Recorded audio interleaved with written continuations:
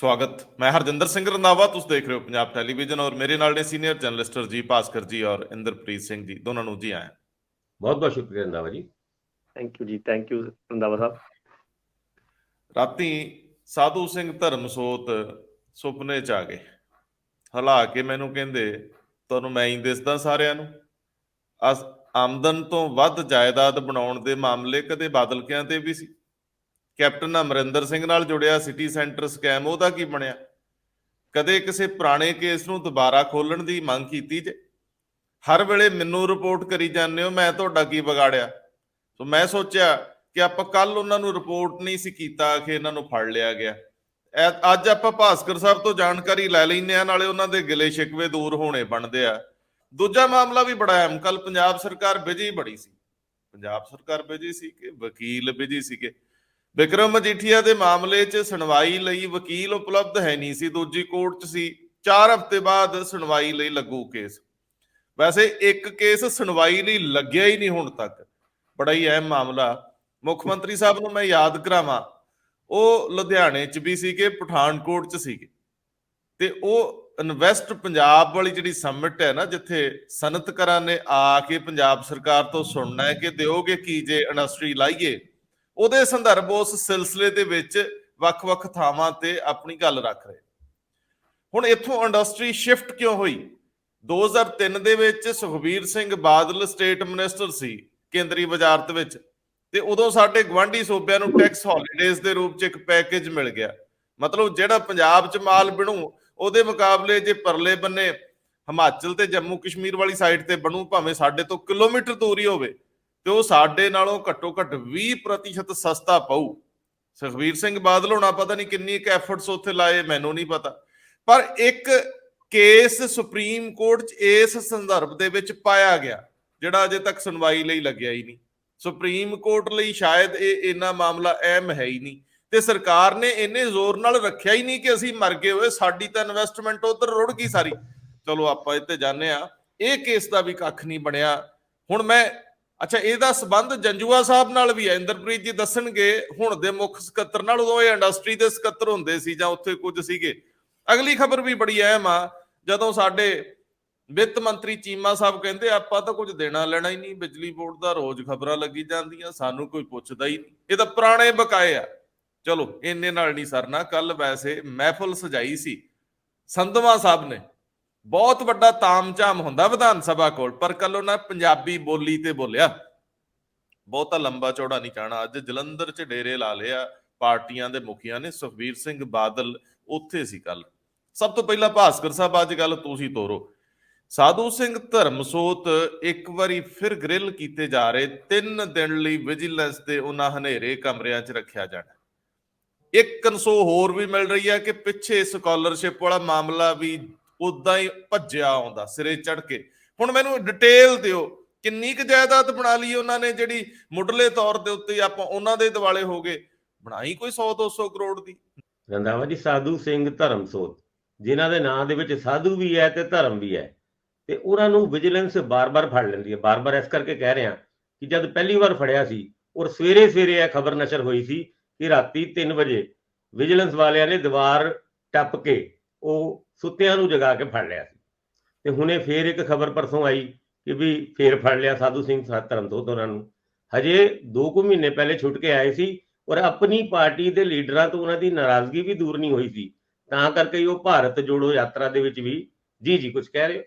ਐਤਕੀ ਭਾਸਕਰ ਸਾਹਿਬ, ਐਤਕੀ ਵਿਆਹ 'ਚੋਂ ਫੜ ਲਿਆ ਸ਼ਗਨ ਦਿੰਦਿਆਂ ਨੂੰ। ਗੱਲ ਆ ਕੋਈ ਯਾਰ, ਵਿਆਹ 'ਚ ਬੀ ਦਾ ਲੇਖਾ ਤਾਂ ਸੁਣਿਆ ਸੀ, ਵਿਆਹ ਦੇ ਵਿੱਚੋਂ ਧਰਮਸੋਤ ਸਾਹਿਬ ਚੱਕ ਲਏ, ਇਹ ਪਹਿਲੀ ਵਾਰੀ ਸੁਣਿਆ ਜੀ।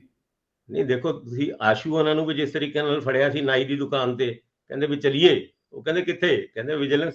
ਯਾਨੀ ਵਿਜੀਲੈਂਸ ਦਾ ਫੜਨ ਦਾ ਤਰੀਕਾ ਆਸ਼ੂ ਉਹਨਾਂ ਦੇ ਮਾਮਲੇ ਦੇ ਵਿੱਚ ਔਰ ਸਾਧੂ ਸਿੰਘ ਧਰਮਸੋਤ ਉਹਨਾਂ ਦੇ ਮਾਮਲੇ ਵਿੱਚ ਬੜਾ ਇੱਕ ਇੰਟਰਸਟਿੰਗ ਜਿਹਾ ਰਿਹਾ। ਚਲੋ ਫੜ ਲਿਆ। ਫੜਿਆ ਕਿਸ ਕਰਕੇ? ਡਿਸਪ੍ਰਪੋਰਸ਼ਨੇਟ ਆਫ ਐਸੈਟ। ਸਾਧੂ ਸਿੰਘ ਧਰਮਸੋਤ ਤੋਂ ਵੀ ਬਹੁਤ ਧਨਾਲ ਬੰਦੇ ਕਾਂਗਰਸ ਦੇ ਵਿੱਚ ਨਾਮੀ ਸ਼ਾਮੀ ਜਾਣੇ ਜਾਂਦੇ ਸੀਗੇ, ਪਰ ਜਿਹੜਾ ਕੇਸ ਇਹਨਾਂ ਨੂੰ ਫੜਿਆ, ਹੁਣ ਇਹਦੇ ਵਿੱਚ 6 ਕਰੋੜ ਤੋਂ ਵੱਧ ਦਾ ਖਰਚਾ ਉਹਨਾਂ ਨੇ ਆਪਣੀ ਆਮਦਨੀ ਤੋਂ ਵੱਧ ਕੀਤਾ ਸੀਗਾ। ਔਰ ਉਸ ਗੱਲ ਨੂੰ ਅੱਗੇ ਤੋੜਦੇ ਹੋਏ ਕੱਲ ਵਿਜੀਲੈਂਸ ਨੇ ਕੋਰਟ ਵਿੱਚ ਜਦ ਉਹਨਾਂ ਨੂੰ ਪੇਸ਼ ਕੀਤਾ, 7 ਦਿਨ ਦੀ ਰਿਮਾਂਡ ਮੰਗੀ ਸੀ, 3 ਦਿਨ ਦੀ ਰਿਮਾਂਡ ਮਿਲ ਗਈ ਹੈ। ਪਰ ਉਸ ਤੋਂ ਇੱਕ ਰਾਤ ਪਹਿਲੇ ਬਹੁਤ ਕੁਝ ਤੇ ਵਿਜੀਲੈਂਸ ਬਿਊਰੋ ਨੇ ਜਗਾ ਕੇ ਪੁੱਛ ਲਿਆ ਸੀਗਾ ਸਾਧੂ ਸਿੰਘ ਧਰਮਸੋਤ ਤੋਂ। ਹਜੇ ਤੱਕ ਜਿਹੜੀ ਵਿਜੀਲੈਂਸ ਦੇ ਸੂਤਰਾਂ ਤੋਂ ਰਿਪੋਰਟ ਮਿਲੀ ਹੈ, ਕਰੀਬ 4 ਰੈਜ਼ੀਡੈਂਸ਼ੀਅਲ ਪਲਾਟਸ ਕਹਿ ਲਓ, ਘਰ ਕਹਿ ਲਓ, ਉਹਨਾਂ ਦੇ ਇਨਵੈਸਟੀਗੇਸ਼ਨ ਦੌਰਾਨ ਪਾਏ ਗਏ ਨੇ। 157 ਏਕੜ ਖੇਤੀ ਵਾਲੀ ਜ਼ਮੀਨ ਦੀ ਵੀ ਗੱਲ ਹੋ ਰਹੀ ਹੈ, ਔਰ 13 ਬੈਂਕ ਅਕਾਊਂਟ ਉਹਨਾਂ ਦੇ ਤੇ ਉਹਨਾਂ ਦੇ ਪਰਿਵਾਰ ਦੇ ਮੈਂਬਰਾਂ ਦੇ ਫਿਲਹਾਲ ਆਇਡੈਂਟੀਫਾਈ ਹੋ ਗਏ ਨੇ। ਉਹਦੇ ਵਿੱਚ ਕੀ ਕੁਝ ਪਾਇਆ, ਕੀ ਕੁਝ ਕੱਢਿਆ, ਔਰ ਉਹ ਜਿਹੜਾ ਆਮਦਨੀ ਤੋਂ ਵੱਧ ਖਰਚੇ ਵਾਲੀ ਗੱਲ ਹੈਗੀ ਹੈ, ਇਹਨਾਂ ਅਕਾਊਂਟਾਂ ਤੋਂ ਕਿਸ ਤਰੀਕੇ ਨਾਲ ਬਾਹਰ ਨਿਕਲਦੀ ਹੈ। ਹਿਮਾਚਲ ਦੇ ਵਿੱਚ ਵੀ ਕੁਝ ਪ੍ਰਾਪਰਟੀ ਸਾਧੂ ਸਿੰਘ ਧਰਮਸੋਤ ਉਹਨਾਂ ਦੀ ਹੋ ਸਕਦੀ ਹੈ।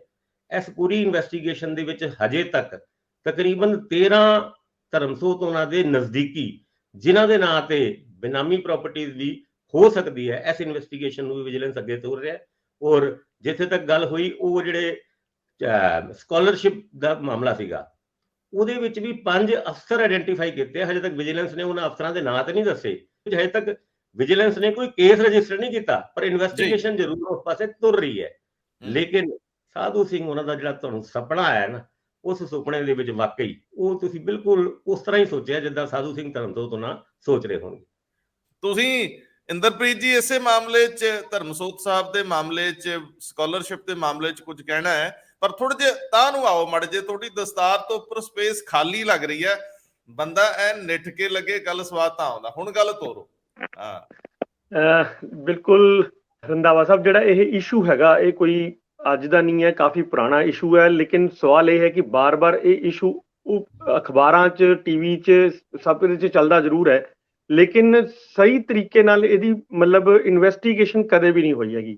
1-2 ਵਾਰ ਤੁਹਾਨੂੰ ਮੈਂ ਯਾਦ ਆਊਗਾ, ਇਹ ਨਿਕਲਿਆ ਉਦੋਂ ਸੀ ਜਦੋਂ ਜਸਟਿਸ ਨਿਰਮਲ ਸਿੰਘ ਜਿਹੜੇ ਹੈਗੇ ਨੇ ਅਕਾਲੀ ਦਲ ਦੇ ਵਿਧਾਇਕ, ਔਰ ਉਹਨਾਂ ਨੇ ਆਪਣੀ ਸਰਕਾਰ ਦੇ ਵਿੱਚ ਰਹਿੰਦਿਆਂ ਹੋਇਆਂ ਆਪਣੀ ਸਰਕਾਰ ਦੇ ਖਿਲਾਫ ਇਹ ਵਿਧਾਨ ਸਭਾ 'ਚ ਰਿਪੋਰਟ ਪੇਸ਼ ਕੀਤੀ ਸੀ ਕਿ ਵੀ ਜਿਹੜੇ ਇਹ ਕਾਲਜ ਨੇ, ਇਹ ਐਸਸੀ ਸਟੂਡੈਂਟਸ ਨੂੰ ਇੱਕ ਐਸਸੀ ਸਟੂਡੈਂਟਸ ਨੂੰ 2-2, 3-3 ਜਗ੍ਹਾ ਤੇ ਦਾਖਲੇ ਦੇ ਕੇ ਜਿਹੜੀ ਐਸਸੀ ਸਕਾਲਰਸ਼ਿਪ ਹੈ ਉਹਦਾ ਪੈਸਾ ਖਾਈ ਜਾ ਰਹੇ ਹੈ।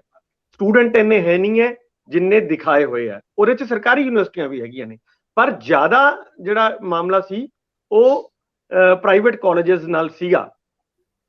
ਪਰ ਤੁਸੀਂ ਦੇਖੋ ਵੀ ਇਸ ਗੱਲ ਨੂੰ ਵੀ ਲਗਭਗ 8-9 ਸਾਲ ਹੋ ਚੁੱਕੇ ਹੈ। ਰਿਪੋਰਟ ਵਿਧਾਨ ਸਭਾ ਦੇ ਵਿੱਚ ਪਈ ਹੈ, ਉਸ ਰਿਪੋਰਟ ਨੂੰ ਖੋਲਣ ਦਾ ਵੀ ਕੋਈ ਉਪਰਾਲਾ ਨਹੀਂ ਕਰ ਰਿਹਾ ਵੀ ਐਟਲੀਸਟ ਉਹ ਰਿਪੋਰਟ, ਔਰ ਉਹ ਕੱਲੇ ਕਾਲਜ ਨੂੰ ਬੁਲਾ ਕੇ ਉਹਨਾਂ ਦਾ ਸਾਰਾ ਡਾਟਾ ਲੈ ਕੇ ਬਣਾਈ ਹੋਈ ਰਿਪੋਰਟ, ਬਹੁਤ ਵਾਹਦ ਰਿਪੋਰਟ ਹੈ, ਉਹ ਬਹੁਤ ਅੱਛੀ ਰਿਪੋਰਟ, ਪਰ ਹਜੇ ਤੱਕ ਉਸ ਤੇ ਕੁਝ ਨਹੀਂ ਹੋਇਆ। ਕਾਂਗਰਸ ਨੇ ਆ ਕੇ ਇਹ ਕਿਹਾ ਕਿ ਅਸੀਂ ਉਸ ਘੁਟਾਲੇ ਨੂੰ ਜਿਹੜਾ ਹੈਗਾ ਲੋਕਾਂ ਦੇ ਸਾਹਮਣੇ ਲੈ ਕੇ ਆਵਾਂਗੇ ਔਰ ਦੋਸ਼ੀਆਂ ਨੂੰ ਅੰਦਰ ਦੇਵਾਂਗੇ।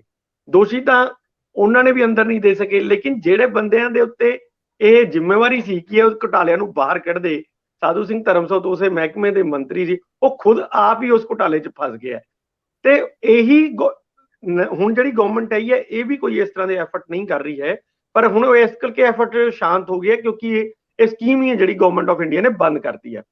ਸੋ ਜਿਹੜਾ ਐਕਚੁਅਲੀ ਮੈਂ ਜਿਹੜੀ ਗੱਲ ਪਿਨ ਪੁਆਇੰਟ ਕਰਨਾ ਚਾਹੁੰਦਾ ਕਿ ਜਿਹੜਾ ਘੁਟਾਲਾ ਹੈਗਾ ਉਸ ਤੇ ਨਹੀਂ ਆ ਰਿਹਾ, ਇੱਕ ਵਿਅਕਤੀ ਨੂੰ ਟਾਰਗੇਟ ਕਰਕੇ, ਚਾਹੇ ਵਿਅਕਤੀ ਹੋ ਸਕਦਾ ਇਹ ਵੀ ਦੋਸ਼ੀ ਹੀ ਹੋਵੇ, ਲੇਕਿਨ ਉਹ ਜਿਹੜਾ ਘੁਟਾਲਾ ਹੈ, ਉਹ ਜਿਹੜੇ ਪੈਸਾ ਕਾਲਜਾਂ ਕੋਲੇ ਗਿਆ ਹੈ ਇੰਨਾ, ਉਹਦਾ ਕੀ ਹੋਊਗਾ? ਉਹ ਹਜੇ ਤੱਕ ਉਸਦੇ ਉੱਤੇ ਕੋਈ ਗੱਲ ਨਹੀਂ ਆਈ, ਨਾ ਹੀ ਕਿਸੇ ਕਾਲਜ ਨੂੰ ਹਜੇ ਤੱਕ ਸਮਨਿੰਗ ਕੀਤੀ ਗਈ ਹੈ।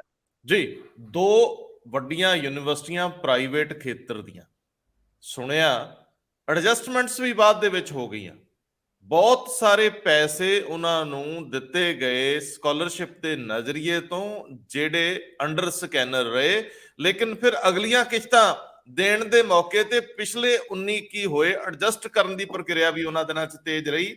ਹਰ ਕੋਈ ਬਚਣ ਦੇ ਯਤਨ 'ਚ ਹੁੰਦਾ ਹੈ ਤੇ ਹਰ ਕੋਈ ਤਗੜਾ ਬੰਦਾ, ਲਿੰਕਸ ਵਾਲਾ ਬੰਦਾ ਬਚ ਕਿਵੇਂ ਜਾਂਦਾ, ਉਹ ਪੋਲੀਟੀਕਲ ਕੰਧਾੜਿਆਂ ਦੀ ਵਰਤੋਂ ਜ਼ਰੂਰ ਕਰਦਾ ਹੈ। ਔਰ ਇਹ ਸਾਡੇ ਇੱਥੇ ਦੀ ਤਰਾਸਦੀ ਆ ਕਿ ਵੱਡੇ ਲੋਕ ਇਹਨਾਂ ਮਾਮਲਿਆਂ ਚੋਂ ਅਸ਼ੋਪਲੇ ਨਿਕਲ ਜਾਂਦੇ ਆ। ਜਿਹੜਾ ਫਸ ਗਿਆ। ਭਾਸਕਰ ਸਾਹਿਬ ਨੇ ਇੱਕ ਗੱਲ ਪਹਿਲਾਂ ਕੀਤੀ ਸੀ, ਮੈਂ ਉੱਥੇ ਵੀ ਥੋੜਾ ਜਿਹਾ ਉਹਨੂੰ ਦਰੁਸਤ ਕਰ ਦਿਆਂ। ਇਹਨਾਂ ਨੇ ਕਿਹਾ ਸੀ ਕਿ ਬੜੇ ਸਾਰੇ ਧਨਾੜ ਕਾਂਗਰਸੀ ਬੈਠੇ, ਇਕੱਲੇ ਕਾਂਗਰਸੀ ਕਿਉਂ, ਉਹਦੇ ਵਿੱਚ ਹਰ ਰਜੀਮ, ਹਰ ਧਾਰਾ, ਹਰ ਤਰ੍ਹਾਂ ਦਾ ਕਰਪਟ ਵਿਅਕਤੀ ਆਉਣਾ ਚਾਹੀਦਾ ਜਿਹਨੇ ਆਪਣੇ ਅਹੁਦੇ ਦੀ ਦੁਰਵਰਤੋਂ ਕੀਤੀ ਹੋਵੇ। ਮੈਂ ਇੰਦਰਪ੍ਰੀਤ ਜੀ ਦੂਜੀ ਖਬਰ ਤੁਹਾਡੇ ਵੱਲੋਂ ਲੈਣਾ ਚਾਹੁੰਦਾ। ਮੈਂ ਚਾਹੁੰਦਾ ਹੈ ਕਿ ਅਸੀਂ ਇੰਡਸਟਰੀ ਨੂੰ ਲੈ ਕੇ ਮਾਮਲਾ ਅੱਗੇ ਜ਼ਰੂਰ ਵਧਾਈਏ। ਇਹਨਾਂ ਦਿਨਾਂ 'ਚ ਮੁੱਖ ਮੰਤਰੀ ਐਕਟਿਵ ਨੇ ਪੰਜਾਬ ਦੇ ਵਿੱਚ ਸਨਅਤ ਨੂੰ ਉਤਸ਼ਾਹ ਦੇਣ ਲਈ, ਨਵੇਂ ਇੰਡਸਟਰੀਅਲ ਯੂਨਿਟ ਲੈ ਕੇ ਆਉਣ ਲਈ, ਇਨਵੈਸਟਮੈਂਟ ਲੈ ਕੇ ਆਉਣ ਲਈ। ਪਰ ਇਹੀ ਜਿਹੜੀ ਇੱਥੇ ਦੀ ਇੰਡਸਟਰੀ ਸੀ 2003 ਦੇ ਆਸ-ਪਾਸ ਸ਼ਿਫਟ ਹੋਣੀ ਸ਼ੁਰੂ ਹੋਈ। ਸਾਡੇ ਸਨਅਤਕਾਰਾਂ ਨੇ ਆਪਣੇ ਯੂਨਿਟ, ਭਾਵੇਂ ਉਹਨਾਂ ਦੀ ਐਕਸਟੈਂਸ਼ਨ ਹੀ ਸੀਗੀ, ਭਾਵੇਂ ਉਹਨਾਂ ਦਾ ਵਿਸਥਾਰ ਹੀ ਸੀ, ਪੰਜਾਬ ਦੇ ਨਾਲ ਲੱਗਦੇ ਖਿੱਤਿਆਂ 'ਚ ਲੈ ਗਏ। ਅਸੀਂ ਜੇਕਰ ਹੁਣ ਵੱਡੀ ਦੀ ਗੱਲ ਕਰਦੇ ਹਾਂ, ਅਸੀਂ ਜੇਕਰ ਜੰਮੂ ਕਸ਼ਮੀਰ ਵਾਲੀ ਸਾਈਡ ਤੇ ਕੁਝ ਯੂਨਿਟ ਲੱਗੇ, ਇਹ ਸਾਰੇ ਕਿਉਂ ਗਏ? ਕਿਉਂਕਿ ਕੇਂਦਰ ਨੇ ਉਹਨਾਂ ਨੂੰ ਟੈਕਸ ਹੌਲੀਡੇ ਦਿੱਤਾ। ਬੱਚੇ ਨੂੰ ਪਤਾ ਉਹ ਪੈਕੇਜ 'ਚ ਲੈਂਦਾ। ਸਾਡੇ ਬੰਦੇ ਸੁੱਤੇ ਕਿਉਂ ਰਹਿ ਗਏ? ਸਾਡੇ ਪੋਲੀਟੀਸ਼ੀਅਨ ਲੜੇ ਕਿਉਂ ਨਾ? ਸਾਡੇ ਲੋਕ ਇਸ ਖਿੱਤੇ ਦੀ ਤਰਜਮਾਨੀ ਕਰਨ ਵਾਲੇ, ਖੇਤਰੀ ਪਾਰਟੀ ਘਵਾਉਣ ਵਾਲੇ, ਇੱਥੋਂ ਦੇ ਲੋਕਾਂ ਦੀ ਸਹੀ ਮਾਇਨਿਆਂ ਦੇ ਵਿੱਚ ਨੁਮਾਇੰਦਗੀ ਕਰਨ ਦਾ ਦਮ ਭਰਨ ਵਾਲੇ ਲੜੇ ਕਿਉਂ ਨਾ? ਕਾਂਗਰਸੀ ਕਿਉਂ ਨਾ ਲੜੇ? ਇਹ ਵੀ ਸਵਾਲ ਬਹੁਤ ਵੱਡਾ ਹੈ ਕਿ ਜੇਕਰ ਉਹਨਾਂ ਦਿਨਾਂ 'ਚ ਸੁਪਰੀਮ ਕੋਰਟ 'ਚ ਇਹ ਕੇਸ ਪਾਇਆ ਗਿਆ ਸੀ ਕਿ ਸਾਡੀ ਇੰਡਸਟਰੀ ਮਰ ਜਾਊ ਜੇ ਗਵਾਂਢੀ ਨੂੰ ਘੱਟ ਤੁਸੀਂ ਟੈਕਸ ਲਾਉਂਦੇ ਹੋ, ਗਵਾਂਢੀ ਏਰੀਏ 'ਚ, ਉਹ ਕੇਸ ਕਿਉਂ ਨਹੀਂ ਲੱਗਿਆ? ਲਿਸਟ ਕਿਉਂ ਨਹੀਂ ਹੋਇਆ? ਆਇਆ ਕਿਉਂ ਨਹੀਂ? ਔਰ ਇਹ ਸਵਾਲ ਅੱਜ ਦੀ ਸਰਕਾਰ ਲਈ ਵੀ ਖੜਾ ਕਿ ਕੀ ਤੁਸੀਂ ਕਦੇ ਦੁਬਾਰਾ ਨੌਕ ਕੀਤਾ ਜਾ ਕੇ ਕਿ ਸਾਡਾ ਇੰਨਾ ਨੁਕਸਾਨ ਹੋਇਆ, ਕੇਂਦਰ ਸਾਡੀ ਭਰਪਾਈ ਕਰੇ ਇਸ ਮਾਮਲੇ 'ਚ? ਜੀ ਬਿਲਕੁਲ ਰੰਧਾਵਾ ਸਾਹਿਬ, ਇਹ ਬਹੁਤ ਹੀ ਗੰਭੀਰ ਇਸ਼ੂ ਹੈ। ਖਾਸ ਤੌਰ ਤੇ ਜੇ ਪੰਜਾਬ ਦੇ ਪੁਆਇੰਟ ਆਫ ਵਿਊ ਨਾਲ ਆਪਾਂ ਦੇਖੀਏ, ਪੰਜਾਬ ਦੋ ਤਰਫ ਤੋਂ ਮਤਲਬ ਹਿਲੀ ਸਟੇਟਸ ਨਾਲ ਪੂਰੀ ਤਰ੍ਹਾਂ ਘਿਰਿਆ ਹੋਇਆ ਹੈ। ਔਰ ਤੁਸੀਂ ਦੇਖੋ ਵੀ ਜਦੋਂ ਇਹ ਆਇਆ, ਬੜੀ ਮਤਲਬ ਚਿੰਤਾਜਨਕ ਗੱਲ ਜਿਹੜੀ ਜਿਹਨੂੰ ਆਪਾਂ ਕਹਿੰਦੇ ਆ ਉਹ ਇਹ ਹੈਗੀ ਹੈ ਕਿ ਉਦੋਂ ਅਕਾਲੀ ਦਲ ਭਾਈਵਾਲ ਸੀ ਉੱਥੇ, ਕੀ ਨਾਮ ਹੈ, ਗਵਰਨਮੈਂਟ ਆਫ ਇੰਡੀਆ ਦੇ ਵਿੱਚ, ਜਦੋਂ ਇਹ ਫੈਸਲੇ ਲਏ ਗਏ। ਔਰ ਸਾਡਾ ਹੀ ਸਾਂਸਦ ਸੁਖਬੀਰ ਬਾਦਲ ਉੱਥੇ ਸਟੇਟ ਇੰਡਸਟਰੀ ਮਿਨਿਸਟਰ ਵੀ ਸੀ।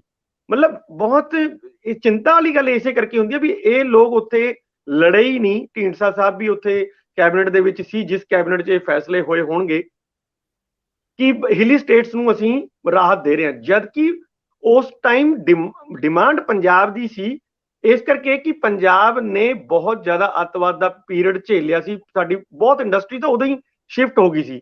ਔਰ ਅੱਤਵਾਦ ਖਤਮ ਹੋਇਆ ਤਾਂ ਪੰਜਾਬ ਦੀ ਬਾਂਹ ਫੜਨ ਦੀ ਲੋੜ ਸੀ ਉਸ ਟਾਈਮ, ਪਰ ਬਾਂਹ ਤਾਂ ਕੀ ਫੜਨੀ ਸੀ, ਬਲਕਿ ਬਾਂਹ ਮਰੋੜ ਹੀ ਦਿੱਤੀ ਚੰਗੀ ਤਰ੍ਹਾਂ। ਸਾਰੀ ਇੰਡਸਟਰੀ ਸਾਡੀ ਸ਼ਿਫਟ ਕਰਾਤੀ। 7 ਸਾਲ ਲਈ ਪਹਿਲਾਂ ਇਹ ਜਿਹੜੀ ਦਿੱਤੀ ਸੀਗੀ ਇਹ ਸਕੀਮ 7 ਸਾਲਾਂ ਵਾਸਤੇ ਸੀ ਵੀ 2010 'ਚ ਖਤਮ ਹੋ ਜਾਏਗੀ, ਪਰ ਜਿਹੜੇ ਯੂਨਿਟ 7 ਸਾਲਾਂ 'ਚ ਲੱਗ ਜਾਣਗੇ ਉਹਨਾਂ ਨੂੰ ਅਗਲੇ 10 ਸਾਲ ਤੱਕ ਟੈਕਸ ਹੌਲੀਡੇਜ਼ ਜਾਰੀ ਰਹਿਣਗੇ। ਫਿਰ ਇਹ ਵਧਾ ਕੇ 2016 ਤੱਕ ਕਰਤੀ। ਇਹਦਾ ਮਤਲਬ ਹੈ ਕਿ ਜਿੱਥੇ ਕਾਂਗਰਸ ਜ਼ਿੰਮੇਵਾਰ, ਭਾਜਪਾ ਵਾਲੇ ਜ਼ਿੰਮੇਵਾਰ ਸੀ, ਅਕਾਲੀ ਦਲ ਵਾਲੇ ਜ਼ਿੰਮੇਵਾਰ ਸੀ, ਉਨੇ ਹੀ ਕਾਂਗਰਸ ਵਾਲੇ ਵੀ ਜ਼ਿੰਮੇਵਾਰ ਸੀ। 2008 'ਚ ਮੈਨੂੰ ਯਾਦ ਹੈ, ਇਹ ਅੱਜ ਦੇ ਚੀਫ ਸੈਕਟਰੀ ਜਿਹੜੇ ਹੈਗੇ ਨੇ VK ਜੰਜੂਆ ਜੀ, ਉਸ ਟਾਈਮ ਡਾਇਰੈਕਟਰ ਇੰਡਸਟਰੀ ਸੀਗੇ। ਇਹਨਾਂ ਨੇ ਇੱਕ ਕੇਸ ਤਿਆਰ ਕੀਤਾ ਕਿ ਇੰਨੇ ਸਾਲਾਂ ਦੇ ਵਿੱਚ ਸਾਨੂੰ 10,000 ਕਰੋੜ ਰੁਪਇਆ ਪ੍ਰਤੀ ਸਾਲ ਨੁਕਸਾਨ ਹੋ ਰਿਹਾ ਹੈ। ਜਿਹੜੀ ਸਾਡੀ ਇੰਡਸਟਰੀ ਸ਼ਿਫਟ ਹੋ ਕੇ ਚਾਹੇ ਉਹ ਬੱਦੀ ਵਾਲੇ ਏਰੀਆ 'ਚ ਚਲੀ ਗਈ ਹੋਵੇ, ਚਾਹੇ ਬਰੋਟੀ ਵਾਲਾ ਚਲੀ ਗਈ ਹੋਵੇ, ਜਾਂ ਫਿਰ ਜਿਹੜਾ ਤੁਸੀਂ ਡਮਟਾਲ ਵਾਲਾ ਏਰੀਆ ਜੰਮੂ ਕਸ਼ਮੀਰ ਦੇ ਨਾਲ ਲੱਗਦਾ ਇਹਨਾਂ 'ਚ ਚਲੀ ਗਈ ਹੋਵੇ, ਜਾਂ ਜਿਹੜਾ ਵੀ ਹਿਮਾਚਲ ਦੇ ਨਾਲ ਲੱਗਦਾ, ਪਠਾਨਕੋਟ ਦਾ ਜਿਹੜਾ ਹਿਮਾਚਲ ਦੇ ਨਾਲ ਏਰੀਆ ਲੱਗਦਾ ਉਹਨਾਂ ਨਾਲ ਚਲੀ ਗਈ। ਇਹ ਸਾਰੀ ਇੰਡਸਟਰੀ ਦਾ ਸਾਨੂੰ 10,000 ਕਰੋੜ ਰੁਪਏ ਦਾ ਨੁਕਸਾਨ ਹੋਇਆ, ਕਿਉਂਕਿ ਇਸ ਥਾਂ ਤੇ ਲੱਗਣ ਵਾਲੇ ਕਿਸੇ ਵੀ ਯੂਨਿਟ ਨੂੰ ਕਿਸੇ ਵੀ ਤਰ੍ਹਾਂ ਦਾ ਟੈਕਸ ਨਹੀਂ ਸੀ। ਈਵਨ ਇਨਕਮ ਟੈਕਸ ਤੋਂ ਵੀ ਰਾਹਤ ਦੇਤੀ ਉਹਨਾਂ ਨੂੰ। ਤਾਂ ਤੁਸੀਂ ਦੇਖੋ ਕਿ ਫਿਰ ਸਾਡੀ ਇੰਡਸਟਰੀ ਨਾਲ ਕੰਪੀਟ ਵੀ ਕਿਸ ਤਰ੍ਹਾਂ ਕਰ ਪਾਉਂਦੀ। ਇਹ ਵੀ ਗੱਲ ਆਈ ਕਿ ਇੰਡਸਟਰੀ ਸਾਡੇ ਹੀ ਲੱਗੀ ਹੋਈ ਹੈ, ਲੇਕਿਨ ਬਿਲਿੰਗ ਸਾਰੀ ਉੱਥੇ ਦਿਖਾ ਰਿਹਾ ਹੈ। ਯਾਨੀ ਕਿ ਉੱਥੇ ਕੋਈ ਪ੍ਰੋਡਕਸ਼ਨ ਨਹੀਂ ਹੋ ਰਹੀ ਹੈ, ਪ੍ਰੋਡਕਸ਼ਨ ਇੱਥੇ ਹੀ ਹੋ ਰਹੀ ਹੈ, ਲੇਕਿਨ ਬਿਲਿੰਗ ਉੱਥੇ ਹੋਣ ਦੇ ਚੱਕਰ ਕਰਕੇ ਸਾਨੂੰ ਉਦੋਂ ਸੇਲ ਟੈਕਸ ਸੀਗਾ, ਬਾਅਦ ਚ ਵੈਟ ਹੋ ਗਿਆ, ਉਹਦਾ ਸਾਰਾ ਲਾਸ ਪੰਜਾਬ ਨੂੰ ਹੋਇਆ। ਦੂਸਰੀ ਜਿਹੜੀ ਮੈਂ ਗੱਲ ਕਰ ਰਿਹਾ, 2008 ਦਾ ਕੇਸ ਕੀਤਾ ਹੋਇਆ, ਅੱਜ 23 ਹੋ ਗਿਆ, 15 ਸਾਲ ਬੀਤ ਚੁੱਕੇ ਹੈ। ਮੇਰੀ ਪਿਛਲੇ ਮਹੀਨੇ ਹੀ ਜੰਜੂਆ ਸਾਹਿਬ ਨਾਲ ਇਸ ਇਸ਼ੂ ਤੇ ਗੱਲ ਹੋਈ ਸੀ। ਮੈਂ ਤਾਂ ਸਹਿਜ ਸੁਭਾਈ ਪੁੱਛ ਲਿਆ, ਮੈਂ ਕਿਹਾ ਸਰ ਜਿਹੜਾ ਉਹ ਕੇਸ ਕੀਤਾ ਸੀ ਉਹਦਾ ਕੀ ਬਣਿਆ? ਉਹ ਕਹਿੰਦੇ ਯਾਰ ਉਹ ਹਜੇ ਤੱਕ ਲੱਗਿਆ ਹੀ ਨਹੀਂ ਹੈ। ਇਹ ਦੇਖੋ ਤੁਸੀਂ ਕਿ ਵੀ ਅਸੀਂ ਬੇਸ਼ੱਕ ਜਿੰਨੀਆਂ ਮਰਜ਼ੀਆਂ ਗਾਲਾਂ ਕੱਢ ਲਈਏ, ਸੈਂਟਰ ਗਵਰਨਮੈਂਟ ਨੂੰ ਕੋਸ ਲਈਏ, ਪਰ ਜਿਹੜਾ ਕਾਨੂੰਨੀ ਤੌਰ ਤੇ ਇੱਕ ਫੈਸਲਾ ਮਤਲਬ ਜਿਹੜੀ ਚਾਰਾਜੋਈ ਹੋ ਸਕਦੀ ਸੀ, ਅਸੀਂ ਉਸ ਤੇ ਵੀ ਕਿੰਨਾ ਵੇਸਲੇ ਰਹੇ ਹਾਂ। ਬਾਕੀ ਚੀਜ਼ਾਂ ਤੇ ਤਾਂ ਅਸੀਂ ਲੱਗੇ ਹੋਏ ਹਾਂ ਵੀ ਵੱਡੇ ਵੱਡੇ ਵਕੀਲ ਕਰ ਲਓ, ਇਹ ਕਰ ਲਓ, ਉਹ ਕਰ ਲਓ, ਲੇਕਿਨ ਜਿੱਥੇ 10,000 ਕਰੋੜ ਰੁਪਇਆ ਐਨੂਅਲ ਨੁਕਸਾਨ ਹੋ ਰਿਹਾ ਹੈ ਉਸ ਦੇ ਉੱਤੇ ਅਸੀਂ ਕੋਈ ਮਤਲਬ ਕੰਮ ਨਹੀਂ ਕੀਤਾ। ਇਸੇ ਦਾ ਹੀ ਫਲ ਹੈ ਅੱਜ ਕਿ ਅੱਜ ਜਿਹੜਾ ਸਾਡਾ GST ਹੈ ਉਹ ਅਸੀਂ ਬਹੁਤ ਮੁਸ਼ਕਿਲ ਨਾਲ 20,000 ਕਰੋੜ ਰੁਪਇਆ ਇਕੱਠਾ ਕਰਦੇ ਹਾਂ, ਔਰ ਜਿਹੜਾ ਸਾਡਾ ਹਰਿਆਣਾ ਹੈ ਬਿਲਕੁਲ ਨਾਲ ਐਡਜੋਇਨਿੰਗ, ਉਹ 65,000 ਕਰੋੜ ਤੇ, ਯਾਨੀ ਕਿ ਅਸੀਂ ਸਿਰਫ 33% ਤੋਂ ਵੀ ਥੱਲੇ ਆ ਉਦੋਂ ਤੋਂ।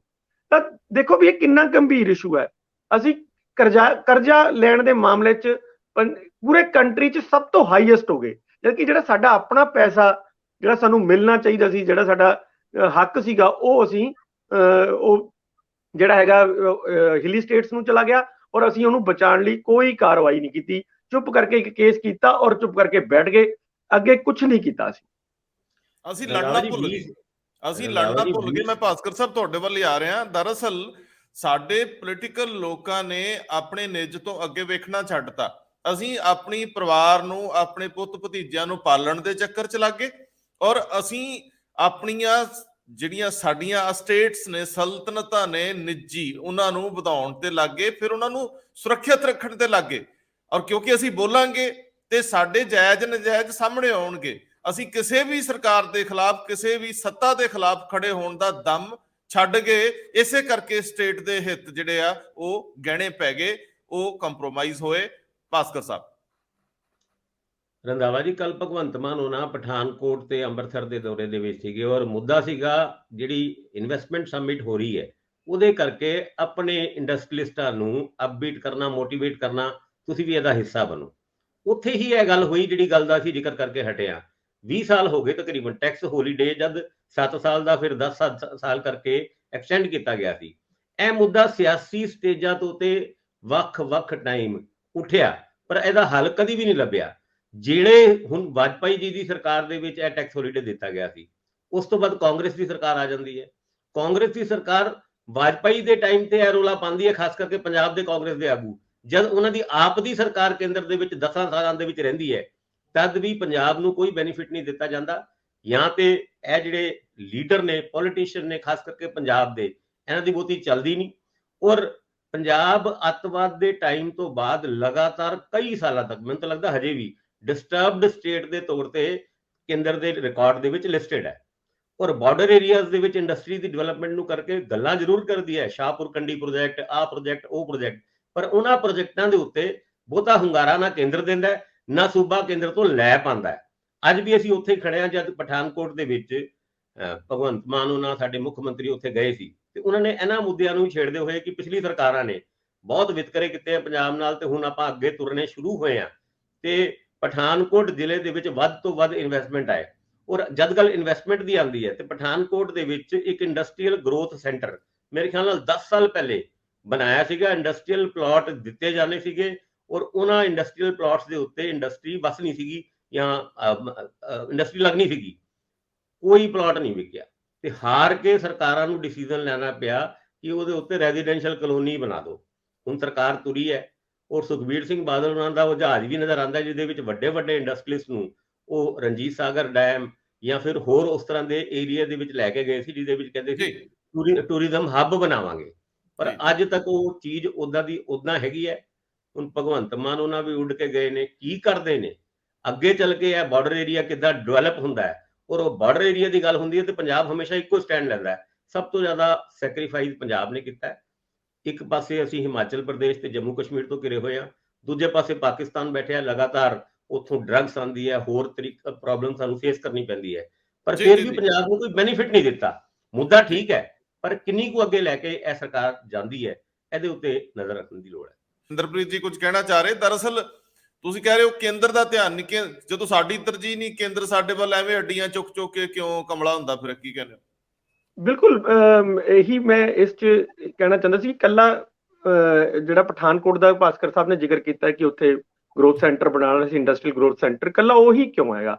ਤੁਸੀਂ 400 ਏਕੜ ਦੇ ਵਿੱਚ ਇੱਥੇ ਬਠਿੰਡੇ ਬਣਿਆ ਹੋਇਆ, ਉਹ 'ਚ ਸਿਰਫ ਮੇਰੇ ਖਿਆਲ ਲਿਮਟਡ ਉਂਗਲਾਂ ਤੇ ਗਿਣਨ ਵਾਲੇ ਯੂਨਿਟ ਲੱਗੇ ਹੋਏ ਆ, ਉਹਦਾ ਕੋਈ ਧਿਆਨ ਨਹੀਂ। ਰਾਜੀਵ ਗਾਂਧੀ ਨੇ ਇੱਥੇ ਇੱਕ ਤਰਨਤਾਰਨ ਦੇ ਵਿੱਚ ਜਦੋਂ ਆਏ ਸੀਗੇ, ਉਦੋਂ ਇੱਕ ਵੱਡੀ ਪੇਪਰ ਮਿਲ ਲਗਾਉਣ ਦਾ ਇੱਥੇ ਅਨਾਉਂਸਮੈਂਟ ਵੀ ਕੀਤੀ ਸੀਗੀ ਕਿ ਬਹੁਤ ਵੱਡੀ ਪੇਪਰ ਮਿਲ ਹੋਏਗੀ। ਬਾਕੀ ਦਾ ਸਾਰਾ ਇੰਡਸਟਰੀਅਲ ਸੈਂਟਰ ਖਾਲੀ ਪਿਆ। ਇਸ ਤਰ੍ਹਾਂ ਦੇ ਬਹੁਤ ਸਾਰੇ ਨੇ, ਮਤਲਬ ਕੋਈ ਇਹ ਤਾਂ ਕੋਈ ਐ ਨਹੀਂ ਕਿ ਛੋਟੇ ਮੋਟੇ ਨੇ, ਬਹੁਤ ਵੱਡੇ ਵੱਡੇ ਇੰਡਸਟਰੀਅਲ ਸੈਂਟਰ ਸਾਡੇ ਹਜੇ ਤੱਕ ਖਾਲੀ ਪਏ ਨੇ। ਪਰ ਧਿਆਨ ਐਕਚੁਅਲੀ ਜਿਹੜਾ ਪਾਲਿਸੀਜ਼ ਦੇ ਉੱਤੇ ਦੇਣਾ ਹੈ, ਉਹ ਅਗਰ ਦਿੱਤਾ ਹੁੰਦਾ ਤਾਂ ਮੈਨੂੰ ਲੱਗਦਾ ਇਹ ਇੰਡਸਟਰੀਅਲ ਗਰੋਥ ਸੈਂਟਰ ਤਾਂ ਆਪਣੇ ਆਪ ਬਣਦੇ। ਜਦੋਂ ਪਾਲਿਸੀ ਹੁੰਦੀ, ਉੱਥੇ ਹਿਲੀ ਸਟੇਟਸ 'ਚ ਕੋਈ ਉਹਨਾਂ ਨੇ ਇੰਡਸਟਰੀਅਲ ਸੈਂਟਰ ਨਹੀਂ ਬਣਾਏ, ਉੱਥੇ ਪਾਲਿਸੀ ਦਿੱਤੀ ਹੈ ਕਿ ਇੱਥੇ ਤੁਸੀਂ ਲਗਾਓ, ਅਸੀਂ ਤੁਹਾਨੂੰ ਸਾਰਾ ਕੁਝ ਦੇਵਾਂਗੇ। ਸਭ ਯੂਨਿਟ ਆਪਣੇ ਆਪ ਹੀ ਚਲੇ ਗਏ, ਸਭ ਨੇ ਆਪਣੇ ਆਪਣੀ ਗਰੋਥ ਵੀ ਕਰ ਲਈ। ਉਹਦਾ ਦੇਖੋ ਰੰਧਾਵਾ ਸਾਹਿਬ, ਮੈਂ ਇਹ ਇਸ਼ੂ ਇਸ ਕਰਕੇ ਜ਼ਿਆਦਾ ਇਸ ਤੇ ਮੈਂ ਬੋਲਣਾ ਇਸ ਕਰਕੇ ਚਾਹੁੰਦਾ ਸੀਗਾ ਕਿ ਇਹਦਾ ਦੋਤਰਫਾ ਨੁਕਸਾਨ ਹੋਇਆ, ਕੱਲਾ ਸਾਨੂੰ ਨਹੀਂ ਨੁਕਸਾਨ ਹੋਇਆ, ਜਿਹੜਾ ਹਿਲੀ ਸਟੇਟਸ ਨੂੰ ਅਸੀਂ ਤਬਾਹ ਕਰਤਾ ਉਹਦਾ ਤੁਸੀਂ ਦੇਖੋ। ਤੁਸੀਂ ਅੱਜ ਬੱਦੀ ਬਰੋਟੀ ਵਾਲਾ ਜਿਹੜਾ ਇਹ ਏਰੀਆ ਨਾਲਾਗੜ੍ਹ ਵਾਲਾ ਹੈਗਾ, ਤੁਸੀਂ ਦੇਖੋ ਪੂਰਾ ਪਲੇਨ ਕਰਤਾ ਉਹਨਾਂ ਨੇ। ਇਸੇ ਤਰ੍ਹਾਂ ਹੀ ਸੋਲਨ ਵਾਲਾ ਏਰੀਆ ਪਲੇਨ ਕਰਤਾ ਉਹਨਾਂ ਨੇ। ਅਲਟੀਮੇਟਲੀ ਜਦੋਂ ਅਸੀਂ ਪਹਾੜਾਂ ਨੂੰ ਤਬਾਹ ਕਰਾਂਗੇ ਤਾਂ ਪੰਜਾਬ ਹਰਿਆਣਾ ਵਰਗੀਆਂ ਸਟੇਟਾਂ ਨੂੰ ਉਹਦਾ ਕਿੰਨਾ ਨੁਕਸਾਨ ਝੇਲਣਾ ਪਊਗਾ, ਇਹ ਹਜੇ ਇਸ ਤੋਂ ਹਜੇ ਇਹਦਾ ਸਾਨੂੰ ਅਹਿਸਾਸ ਨਹੀਂ ਹੋ ਰਿਹਾ। ਪਰ ਲੇਕਿਨ ਸਾਨੂੰ ਆਉਣ ਵਾਲੀਆਂ ਪੀੜ੍ਹੀਆਂ ਕੋਸਣਗੀਆਂ ਇਸ ਚੀਜ਼ ਨੂੰ ਲੈ ਕੇ ਵੀ ਯਾਰ ਤੁਸੀਂ ਕਿਸ ਤਰ੍ਹਾਂ ਦੀ ਪਾਲਿਸੀਆਂ ਬਣਾਈਆਂ, ਵੀ ਤੁਸੀਂ ਅੱਜ ਤੱਕ ਕਦੀ ਸੁਣਿਆ ਵੀ ਪਹਾੜਾਂ ਦੇ ਵਿੱਚ ਇੰਡਸਟਰੀ ਲੱਗੀ ਹੋਵੇ? ਤੁਸੀਂ ਭੂਟਾਨ ਵਾਲੀ ਸਾਈਡ ਤੇ ਜਾ ਕੇ ਦੇਖੋ, ਉਹਨਾਂ ਨੇ ਇੱਕ ਸਿੰਗਲ ਯੂਨਿਟ ਵੀ ਆਪਣੇ ਪਹਾੜ ਤੇ ਚੜਨ ਨਹੀਂ ਦਿੱਤਾ, ਇੱਕ ਸਿੰਗਲ ਯੂਨਿਟ ਵੀ। ਅਸੀਂ ਤਾਂ ਸਾਰਾ ਕੁਝ ਮਤਲਬ ਕਹਿ ਰਹੇ ਹਾਂ ਕਿ ਪਹਾੜ ਦੇ ਉੱਪਰ ਲਿਆਓ, ਸਾਰੀ ਆਬੋ ਹਵਾ ਤਬਾਹ ਕਰਦੀ। ਇਹ ਤਾਂ ਸਾਡੇ ਲੰਗਸ ਨੇ, ਅਸੀਂ ਲੰਗਸ ਨੂੰ ਹੀ ਤਬਾਹ ਕਰੀ ਜਾ ਰਹੇ ਹਾਂ। ਤਾਂ ਕੱਲ ਨੂੰ ਅਸੀਂ ਤਾਂ ਸਾਨੂੰ ਤਾਂ ਸਾਹ ਲੈਣਾ ਵੀ ਔਖਾ ਹੋ ਜਾਏਗਾ, ਪਾਣੀ ਦਾ ਪ੍ਰੋਬਲਮ ਕ੍ਰੀਏਟ ਹੋ ਜਾਣੀ ਹੈ। ਇਹ ਹੋਰ এনवायरमेंटल ਜਿਹੜੇ ਐਸਪੈਕਟ ਨੇ ਉਹ ਵੀ ਨਹੀਂ ਕਦੀ ਦੇਖੇ ਗਏ। ਦੇਖੋ ਸਾਡੇ ਦਰਿਆ ਤਾਂ ਆਲਰੇਡੀ ਲੀਰਾਂ ਬਣ ਗਿਆ, ਲੀਰਾਂ ਤੇ ਜੇਕਰ ਤੁਸੀਂ ਹੋਰ ਅਗਲੇ ਸਮੇਂ ਦੇ ਵਿੱਚ ਇਸੇ ਤਰੀਕੇ ਨਾਲ ਪਹਾੜ ਨਾਲ ਛੇੜਛਾੜ ਕਰੋਗੇ ਤੇ ਆਪਾਂ ਦੇਖ ਹੀ ਲਿਆ ਉੱਪਰਲੇ ਪਾਸੇ ਜੋਸ਼ੀਮਠ ਵਾਲਾ, ਹਾਂ ਜੋਸ਼ੀਮਠ ਵਾਲਾ ਸਾਡੇ ਸਾਹਮਣੇ ਹੈ, ਤੇ ਹਿਮਾਚਲ 'ਚ ਵੀ ਇੱਕ ਦੋ ਜਗ੍ਹਾ ਤਰੇੜਾਂ ਦੇਖੀਆਂ ਗਈਆਂ ਨੇ। ਇਹ ਸਾਰੀਆਂ ਚੀਜ਼ਾਂ ਸਾਡੇ ਘੱਟੋ ਘੱਟ ਜਿਹੜੇ ਮੈਦਾਨੀ ਇਲਾਕੇ ਆ ਇਹਨਾਂ ਨੂੰ ਬਹੁਤ ਝੇਲਣਾ ਪੈਣਾ, ਮੌਸਮ ਦੇ ਨਜ਼ਰੀਏ ਤੋਂ, ਪਾਣੀਆਂ ਦੇ ਨਜ਼ਰੀਏ ਤੋਂ ਬੜਾ ਕੁਝ ਹੋਣ ਵਾਲਾ। ਕੌਣ ਮੰਨਦਾ ਇੱਥੇ? ਮੈਂ ਇਹੀ ਇੰਦਰਪ੍ਰੀਤ ਜੀ ਅਗਲੀ ਖਬਰ ਜਿਹੜੀ ਮੈਂ ਚਾਹੂੰਗਾ ਕਿ ਇਹਨੂੰ ਅੱਗੇ ਵਧਾਓ ਥੋੜੀ ਜਿਹੀ। ਭਾਸਕਰ ਸਾਹਿਬ ਤੁਸੀਂ ਲੈ ਲਓ ਜਾਂ ਇੰਦਰਪ੍ਰੀਤ ਜੀ ਲੈ ਲੈਣ, ਜਿਹੜੀ ਬਿਕਰਮ ਮਜੀਠੀਆ ਨਾਲ ਸੰਬੰਧਿਤ ਸੁਣਵਾਈ ਸੀ ਉਹ 1 ਮਹੀਨੇ ਲਈ ਅੱਗੇ ਪੈ ਗਈ, 4 ਹਫ਼ਤੇ, ਮਤਲਬ 7 ਚੌਕਾ 28 ਤੇ 30 ਦਿਨ ਲਗਭਗ। ਤੇ ਹੁਣ ਪੰਜਾਬ ਸਰਕਾਰ ਬਿਜੀ ਆ ਤੇ ਮਹੀਨੇ ਬਾਅਦ ਉਹ ਬਿਜੀ ਨਹੀਂ ਹੋਊਗੀ। ਚਲੋ ਦੱਸਿਓ ਜ਼ਰਾ ਮਾਮਲਾ। ਭਾਸਕਰ ਸਾਹਿਬ ਦੱਸ ਦੇਣ। ਜਿੱਥੇ ਤੱਕ ਗੱਲ ਬਿਕਰਮ ਸਿੰਘ ਮਜੀਠੀਆ ਉਹਨਾਂ ਦੀ ਉਸ ਬੇਲ ਨੂੰ ਚੁਣੌਤੀ ਦੇਣ ਦੀ ਹੈ, ਹਾਲਾਂਕਿ ਸਰਕਾਰ ਨੇ ਇਹ ਫੈਸਲਾ ਤੇ ਲੈ ਲਿਆ ਕਿ ਅਸੀਂ ਚੁਣੌਤੀ ਦੇਵਾਂਗੇ ਸੁਪਰੀਮ ਕੋਰਟ ਦੇ ਵਿੱਚ। ਫੈਸਲਾ ਦੇਰ ਨਾਲ ਲਿੱਤਾ ਭੁੱਲ ਜਾਓ, ਪਰ ਫੈਸਲਾ ਦੇ ਲੈਣ ਤੋਂ ਬਾਅਦ ਜੇ ਸਾਡੇ ਵਕੀਲ ਸੁਪਰੀਮ ਕੋਰਟ ਦੇ ਵਿੱਚ ਇਸ ਗੱਲ ਨੂੰ ਅੱਗੇ ਨਹੀਂ ਵਧਾ ਪਾਏ, ਕਹਿੰਦੇ ਬਿਜ਼ੀ ਸੀਗੇ ਦੂਜੀ ਕੋਰਟ ਦੇ ਵਿੱਚ, ਮੈਨੂੰ ਇਹ ਲੱਗਦਾ ਵੀ ਸਰਕਾਰ ਕੋਲ ਕੋਈ ਪੈਸੇ ਦੀ ਘਾਟ ਤੇ ਨਹੀਂ ਹੈ। ਜੇ ਤੁਸੀਂ ਅਗਰ ਇਸ ਤਰੀਕੇ ਨਾਲ, ਇਸ ਐਟੀਟਿਊਡ ਨਾਲ ਕਿਸੇ ਫੈਸਲੇ ਨੂੰ, ਕਿਸੇ ਬੇਲ ਦੇ ਫੈਸਲੇ ਨੂੰ ਚੁਣੌਤੀ ਦੇ ਰਹੇ ਹੋ ਤੇ ਤੁਹਾਡਾ ਅਧਮਨਾ ਮਨ ਲੱਗਦਾ ਹੈ। 4 ਹਫ਼ਤੇ ਬਾਅਦ ਸੁਣਵਾਈ ਹੋਏਗੀ। ਸੁਪਰੀਮ ਕੋਰਟ ਨੇ ਨੌਨ ਪ੍ਰਾਇੋਰਿਟੀ ਲਿਸਟ ਦੇ ਵਿੱਚ ਇਹਨੂੰ ਰੱਖਿਆ ਤੇ ਹੁਣ 4 ਹਫ਼ਤੇ ਬਾਅਦ ਕੀ ਵਕੀਲ ਟਾਈਮ ਤੇ ਕੋਰਟ ਤੇ ਪਹੁੰਚਣਗੇ, ਇਹਦੇ ਉੱਤੇ ਵੀ ਦੇਖਣਾ ਪਏਗਾ ਵੀ ਕੀ ਐਟੀਟਿਊਡ ਸਰਕਾਰਾਂ ਦਾ ਇਸ ਮੁੱਦੇ ਤੇ ਰਹਿੰਦਾ। ਵੈਸੇ ਇੰਦਰਪ੍ਰੀਤ ਜੀ ਕਿਹੜਾ ਸੁਪਰੀਮ ਕੋਰਟ ਨੇ ਆਪ ਕੇਸ ਸੋਮੋਟੋ ਲਿਆ ਸੀ? ਲਾਇਆ ਤੇ ਇਹਨਾਂ ਨੇ ਹੀ ਸੀ। ਉਹੀ ਗੱਲ ਨਾ ਕਿ ਮਦਈ ਸੁਸਤ ਹੈ ਤੇ ਗਵਾਹ ਚੁਸਤ। ਸੁਪਰੀਮ ਕੋਰਟ ਨੂੰ ਕੀ ਪਈ ਆ ਵੀ ਉਹ ਤੁਹਾਡੇ ਕੇਸ ਨੂੰ ਵੇਟ ਕਰਦੀ ਰਹੇ ਕਿ ਤੁਹਾਡਾ ਵਕੀਲ ਕੱਲ ਨੂੰ ਆ ਜਾਏ। ਉਹ ਕਹਿੰਦੇ ਠੀਕ ਹੈ ਫਿਰ 4 ਹਫ਼ਤੇ ਬਾਅਦ ਸਹੀ। ਇਹਦਾ ਮਤਲਬ ਸਰਕਾਰ ਦੀ ਅਪਰੋਚ, ਅਫਸਰਸ਼ਾਹੀ ਦਾ ਨਜ਼ਰੀਆ, ਇਸ ਕੇਸ ਨੂੰ ਲੈ ਕੇ ਤਰਜੀਹ, ਇਹ ਸਾਰੀਆਂ ਚੀਜ਼ਾਂ ਜਗਜ਼ਾਰ ਹੁੰਦੀਆਂ। ਬਿਲਕੁਲ, ਜਿਸ ਤਰ੍ਹਾਂ ਮੈਂ ਆਪਾਂ ਪਹਿਲਾਂ ਵਾਲਾ ਕੇਸ ਡਿਸਕਸ ਕਰਕੇ ਹਟੇ ਹਾਂ ਵੀ ਜੇ ਸਰਕਾਰਾਂ ਦਾ ਐਟੀਟਿਊਡ ਹੀ ਇਹ ਹੈ ਵੀ ਆਪਾਂ 15 ਸਾਲ ਪੁੱਛਣਾ ਹੀ ਨਹੀਂ ਵੀ ਉਹ ਕੇਸ ਦਾ ਹੋਇਆ ਕੀ, ਤਾਂ ਇਹ ਸੇਮ ਹੀ ਇਸ ਤਰ੍ਹਾਂ ਦਾ। ਇਹਦੇ ਵਿੱਚ ਇਹ ਇੱਕ ਪੋਲੀਟੀਕਲ ਵੀ ਹੈਗਾ ਔਰ ਸਮਾਜਿਕ ਵੀ ਹੈਗਾ। ਜੇ ਤੱਕ ਡਰੱਗਸ ਦਾ ਇਸ਼ੂ ਹੈ ਤਾਂ ਫਿਰ ਉਹ ਸਮਾਜਿਕ ਵੀ ਬਹੁਤ ਵੱਡੀ ਸਮੱਸਿਆ ਸਾਡੇ ਲਈ, ਔਰ ਪੋਲੀਟੀਕਲ ਤਾਂ ਹੈ ਹੀ ਹੈ। ਪੋਲੀਟੀਕਲ ਪਾਰਟੀਆਂ ਇੱਕ ਦੂਜੇ ਦੇ ਖਿਲਾਫ ਸਕੋਰ ਕਰਦੀਆਂ। ਜਦੋਂ ਉਹਨਾਂ ਨੂੰ ਬੇਲ ਮਿਲ ਗਈ ਹੈ ਤਾਂ ਉਸੇ ਟਾਈਮ ਹੀ ਕਹਿਤਾ ਗਿਆ ਸੀਗਾ ਕਿ ਅਸੀਂ ਇਹਨੂੰ ਸੁਪਰੀਮ ਕੋਰਟ 'ਚ ਚੁਣੌਤੀ ਦੇਵਾਂਗੇ, ਦੇ ਵੀ ਦਿੱਤੀ। ਪਰ ਤੁਸੀਂ ਐਟੀਟਿਊਡ ਦੇਖੋ ਕਿ ਬਈ ਵਕੀਲ ਅਵੇਲੇਬਲ ਨਹੀਂ ਹੈ, ਤੇ ਇਹਦਾ ਮਤਲਬ ਕਿੰਨੀ ਜ਼ਿਆਦਾ ਲਾਪਰਵਾਹੀ ਵਾਲੀ ਚੀਜ਼ ਹੈ ਇਹ। ਕੀ ਤੁਹਾਡੇ ਕੋਲ ਵਕੀਲ ਅਵੇਲੇਬਲ ਨਹੀਂ ਹੈ? ਵਕੀਲਾਂ ਦੀ ਤਾਂ ਫੌਜ ਰੱਖੀ ਪਈ ਹੈ ਇੱਥੇ ਪੂਰੀ ਤੁਸੀਂ ਇੱਥੇ, ਔਰ ਟੌਪ ਦੇ ਵਕੀਲ ਹੈ, ਨਹੀਂ ਕਿ ਕੋਈ ਛੋਟੇ ਮੋਟੇ ਵਕੀਲ ਨੇ, ਟੌਪ ਕਲਾਸ ਦੇ ਵਕੀਲ ਇੱਥੇ ਉਹਨਾਂ ਨੇ ਰੱਖੇ ਹੋਏ ਆ। ਫਿਰ ਵੀ ਇਸ ਤਰ੍ਹਾਂ ਦਾ ਐਟੀਟਿਊਡ ਦਰਸਾਉਂਦਾ ਹੈ ਕਿ ਅਸੀਂ ਗੰਭੀਰ ਨਹੀਂ ਆ, ਟਾਲ ਮਟੋਲ ਵਾਲਾ ਰਵੱਈਆ ਸਾਡਾ। ਇਹਦੇ ਚ ਆਖਰੀ ਗੱਲ ਜਿਹੜੀ ਮੈਂ ਹੁਣ ਲਊਂਗਾ, ਅੱਜ ਅਸੀਂ ਲੰਬਾ ਚੌੜਾ ਪ੍ਰੋਗਰਾਮ ਨਹੀਂ ਲੈ ਕੇ ਜਾਣਾ, ਇੱਕ ਹਰਪਾਲ ਚੀਮਾ ਦੀ ਸਟੇਟਮੈਂਟ ਧਿਆਨ ਖਿੱਚਦੀ ਹੈ। ਜਦੋਂ ਰੋਜ਼ ਹੀ ਕਿਹਾ ਜਾਂਦਾ ਸੀਗਾ, ਕਿਉਂਕਿ ਇਹਨਾਂ ਨੇ ਵੀ ਤਾਂ ਕਾਫੀ ਸਾਰੀਆਂ ਬਿਜਲੀ ਫ੍ਰੀ ਵਾਲੀਆਂ ਸਕੀਮਾਂ ਅਨਾਉਂਸ ਕੀਤੀਆਂ, ਹੁਣ ਤਾਂ 600 ਯੂਨਿਟ ਵਾਲੀ ਵੀ ਇਹਨਾਂ ਦੇ ਖਾਤੇ 'ਚ ਪੈ ਰਹੀ ਹੈ ਨਾ। ਪਹਿਲਾਂ ਤੇ ਚਲੋ ਬਾਕੀ ਸਬਸਿਡੀਜ਼ ਤਾਂ ਪਿਛਲਿਆਂ ਦੇ ਖਾਤੇ 'ਚ ਪਾ ਦਿਓ, ਤੇ ਰੌਲਾ ਪੈ ਰਿਹਾ ਰੋਜ਼ ਕਿ ਬਿਜਲੀ ਬੋਰਡ ਨੂੰ ਪੈਸੇ ਸਮੇਂ ਸਿਰ ਨਹੀਂ ਮਿਲਦੇ। ਚੀਮਾ ਸਾਹਿਬ ਕਹਿੰਦੇ ਆਪਾਂ ਕੁਝ ਦੇਣਦਾਰੀ ਦੇਣੀ ਨਹੀਂ ਇਹਨਾਂ ਨੂੰ, ਸਾਡਾ ਤਾਂ ਹੈ ਹੀ ਨਹੀਂ, ਸਾਡਾ ਉਹ ਫਿਰ ਦੇਖਾਂਗੇ ਪੁਰਾਣੇ ਹੀ ਪੈਸੇ ਆ। ਉਧਰਲੇ ਬੰਨੇ ਇਹ ਵੀ ਮੰਨਿਆ ਜਾ ਰਿਹਾ ਕਿ ਕੇਂਦਰ ਨੇ ਕਾਫੀ ਮੌਕਿਆਂ ਦੇ ਉੱਤੇ ਮਦਦ ਕਰਨੀ ਹੁੰਦੀ, ਲੇਕਿਨ ਉਹ ਮਦਦ ਉਦੋਂ ਹੀ ਕਰਦਾ ਜੇ ਉਹਦੀਆਂ ਸ਼ਰਤਾਂ ਲਾਗੂ ਕੀਤੀਆਂ ਹੋਣ। ਇਹ ਵੀ ਮੰਨਿਆ ਜਾ ਰਿਹਾ ਕਿ ਬਹੁਤ ਸਾਰੇ ਪੈਸੇ ਇਸ ਕਰਕੇ ਲੈਪਸ ਹੋ ਜਾਂਦੇ ਆ ਜਾਂ ਉਹ ਨਹੀਂ ਲੱਗ ਪਾਉਂਦੇ ਕਿਉਂਕਿ ਮੈਚਿੰਗ ਗ੍ਰਾਂਟ ਆਪਾਂ ਦੇਣ ਜੋਗੇ ਹੀ ਨਹੀਂ ਹੁੰਦੇ, ਆਪਾਂ ਜੇਬ ਚੋਂ ਪੈਸੇ ਲਾਵਾਂਗੇ ਤੇ ਦੂਜੇ ਪੈਸੇ ਨਾਲ ਆਉਣਗੇ। ਉਹ ਸਾਰੇ ਮਾਮਲਿਆਂ 'ਚ ਇਸ ਗੱਲ ਨੂੰ ਵੀ ਅੱਗੇ ਇੰਦਰਪ੍ਰੀਤ ਜੀ ਵਧਾ ਦਿਓ, ਭਾਸਕਰ ਸਾਹਿਬ ਇੱਥੇ ਟਿੱਪਣੀ ਕਰਨਗੇ। ਦੇਖੋ, ਇਹ ਨਾ ਇੱਕ ਗਵਰਨਮੈਂਟ ਆਫ ਇੰਡੀਆ ਦਾ ਇੱਕ ਬਹੁਤ ਵੱਡਾ ਪ੍ਰੋਗਰਾਮ ਹੈ। ਇੱਕ ਸਮੱਸਿਆ ਕੇਵਲ ਪੰਜਾਬ ਦੀ ਨਹੀਂ ਹੈ, ਪੂਰੇ ਕੰਟਰੀ ਦੀ ਸਮੱਸਿਆ, ਸਾਰੇ ਬਿਜਲੀ ਬੋਰਡਾਂ ਦਾ ਹਾਲ ਇਸੇ ਤਰ੍ਹਾਂ ਦੀ ਹੈ। ਖਾਸ ਤੌਰ ਤੇ ਉਹਨਾਂ ਸਟੇਟਾਂ ਦਾ ਜਿਹੜੇ ਫ੍ਰੀ ਬੀਜ ਦਿੰਦੇ ਆ, ਚਾਹੇ ਉਹ ਕਿਸਾਨਾਂ ਨੂੰ ਦੇਣ, ਚਾਹੇ ਹੁਣ ਜਿਵੇਂ ਸਾਡੇ ਵੀ ਇੱਥੇ 300 ਯੂਨਿਟ ਵਾਲਾ ਹੋ ਗਿਆ, ਇਸ ਤਰ੍ਹਾਂ ਦਾ ਉਹਨਾਂ ਦੇ ਹਾਲ ਹੈ। ਤਾਂ ਗਵਰਨਮੈਂਟ ਆਫ ਇੰਡੀਆ ਨੇ ਇੱਕ ਪ੍ਰੋਗਰਾਮ ਬਣਾਇਆ ਹੋਇਆ, ਬਹੁਤ ਬੜਾ ਪ੍ਰੋਗਰਾਮ ਹੈ, ਜਿਹਦੇ ਵਿੱਚ 96,000 ਕਰੋੜ ਰੁਪਏ ਦੀ ਗ੍ਰਾਂਟ ਦੇਣੀ ਹੈ ਉਹਨਾਂ ਨੇ ਪੂਰੇ ਕੰਟਰੀ ਦੇ ਵਿੱਚ। ਔਰ ਉਹ 'ਚ ਇਹ ਹੈ ਕਿ ਫਸਟ ਕਮ ਫਸਟ ਹੈ, ਜਿਹੜਾ ਆ ਗਿਆ ਸੋ ਲੈ ਗਿਆ। ਬਹੁਤ ਸਾਰੀਆਂ ਸਟੇਟਾਂ 3 ਸਾਲ ਤੋਂ ਇਹ ਗ੍ਰਾਂਟਾਂ ਲਈ ਜਾ ਰਹੀਆਂ ਹੈ। 72,000 ਕਰੋੜ ਰੁਪਇਆ ਆਲਰੇਡੀ ਜਾ ਚੁੱਕਿਆ, ਸਿਰਫ 20-25,000 ਕਰੋੜ ਰਹਿ ਗਿਆ। ਔਰ ਅਸੀਂ ਪਿਛਲੇ ਮਹੀਨੇ ਉਹਦੀ DPR ਭੇਜੀ ਹੈ। ਤੁਸੀਂ, ਮੈਂ ਜਿਹੜੀ ਪਹਿਲਾਂ ਵੀ ਗੱਲ ਕਰ ਰਿਹਾ ਸੀ ਵੀ ਸਰਕਾਰਾਂ ਦੀ ਗੰਭੀਰਤਾ ਦੇਖੋ, ਅਸੀਂ ਪਿਛਲੇ ਮਹੀਨੇ ਉਹਦੀ ਉਹ ਭੇਜੀ ਹੈ, ਜਿਸ 'ਚ ਅਸੀਂ ਸਾਨੂੰ 5,000 ਕਰੋੜ ਦੇ ਆਸ-ਪਾਸ ਸ਼ਾਇਦ ਹੈਗਾ ਕਿ ਸਾਨੂੰ ਗ੍ਰਾਂਟ ਮਿਲੇਗੀ ਅਗਰ ਉਹ ਸਾਡਾ ਸਾਰਾ ਪ੍ਰੋਜੈਕਟ ਉਹ ਅਪਰੂਵ ਕਰ ਦਿੰਦੇ ਤਾਂ। ਉਹਦੇ 'ਚ ਉਹਨਾਂ ਦੀ ਪਹਿਲੀ ਸ਼ਰਤ ਇਹ ਹੈਗੀ ਹੈ ਕਿ ਸਮਾਰਟ ਮੀਟਰਿੰਗ ਹੋਏਗੀ।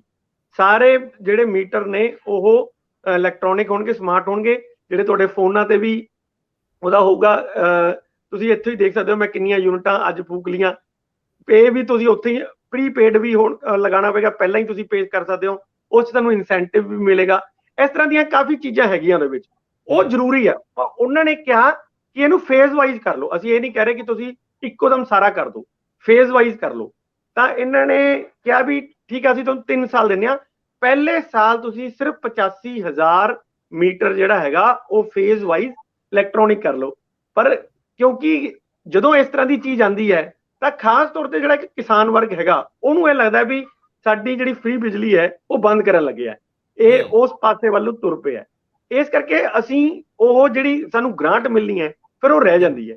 ਇਸ ਕਰਕੇ ਇਹਨਾਂ ਨੇ ਜਿਹੜੀ ਇਸ ਵਾਰ ਸ਼ੁਰੂਆਤ ਹੈ ਉਹ ਕੀਤੀ ਹੈਗੀ ਹੈ ਆਪਣੇ ਸਰਕਾਰੀ ਮੁਲਾਜ਼ਮਾਂ ਤੋਂ।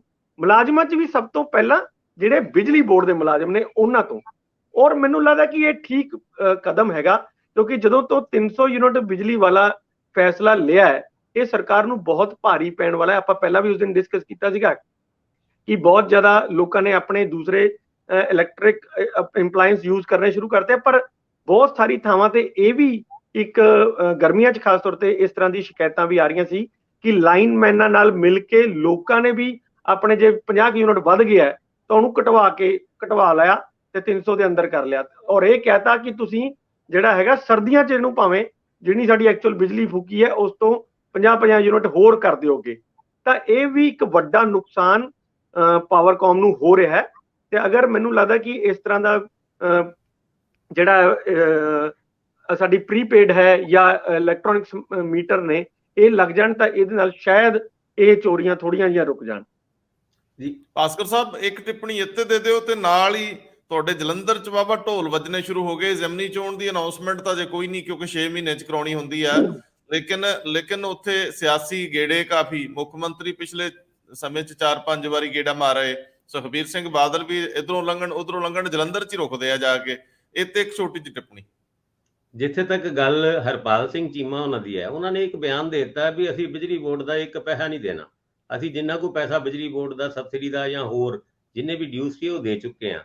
ਨਾਲ ਦੇ ਨਾਲ ਹੀ ਵਿਰੋਧੀ ਪਾਰਟੀਆਂ ਐਕਟਿਵ ਹੋ ਗਈ। ਉਹ ਕਹਿੰਦੇ ਵੀ ਆਫੀਸ਼ੀਅਲ ਵੈਬਸਾਈਟ PSPCL ਦੀ ਦੇਖੋ ਤੁਸੀਂ ਜਰਾ, ਉਹਦੇ ਵਿੱਚ 2605 ਕਰੋੜ ਰੁਪਇਆ ਤੇ ਤੁਹਾਡੇ ਸਰਕਾਰੀ ਬਿੱਲਾਂ ਦਾ, ਅਨਪੇਡ ਬਿੱਲਾਂ ਦਾ ਹੀ ਹੈਗਾ, ਉਹ 4,870 ਕਰੋੜ ਰੁਪਏ ਆ ਜਿਹੜਾ ਸਬਸਿਡੀਆਂ ਦਾ ਪੈਸਾ ਤੁਸੀਂ ਬਿਜਲੀ ਬੋਰਡ ਨੂੰ ਨਹੀਂ ਦਿੱਤਾ ਉਹਦਾ ਜ਼ਿਕਰ ਉਸ ਵੈਬਸਾਈਟ ਦੇ ਵਿੱਚ ਹੈਗਾ।